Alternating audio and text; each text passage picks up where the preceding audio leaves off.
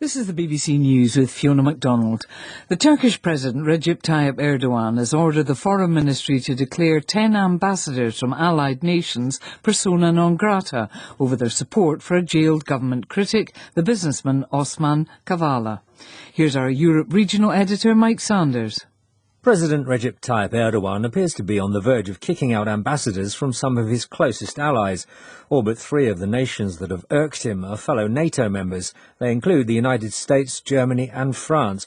Despite the apparent urgency of his order, Turkish diplomats say they don't know when the process of declaring the ambassadors persona non grata will start. None of the embassies contacted by the BBC in Turkey have been notified. The ambassadors mark the 4th anniversary of Osman Kavala's detention this week by calling for a just and speedy resolution of his case. Security forces in Nigeria are hunting for hundreds of inmates who escaped from a jail in the southwestern state of Oyo after it was stormed by heavily armed men. The attackers blasted the walls with dynamite. Chris Iwoko reports.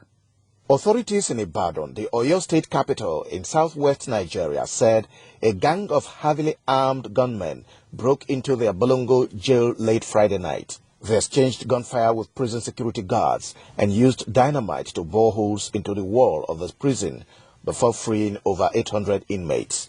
In a statement on Saturday, police spokesman Mr. Olarenwaju Anjorin said they have already captured 262 escapees. He stated that a joint security team had been deployed to track down the fleeing gunmen and bring the prisoners back into detention.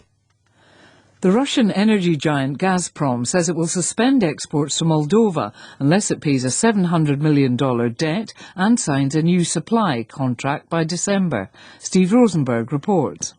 Gazprom has reduced supplies by a third.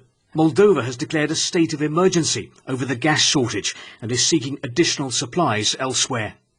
Earlier, the country's Deputy Prime Minister claimed that Gazprom was demanding a price higher than on international gas markets. Gazprom says Moldova must settle a $700 million debt. For years, Moldova was in Moscow's orbit, but the country now has a pro-EU president and government. Critics of the Kremlin accuse Russia of using energy to exert pressure on Moldova. Colombia's most wanted drug trafficker and leader of the country's largest gang, Antonio Usuga, has been captured. The 50-year-old boss of the Clan del Golfo was arrested in a joint operation by the Army, Air Force and Police. The US government has had a $5 million bounty on his head. Washington accuses him of exporting tons of cocaine into the United States. World News from the BBC.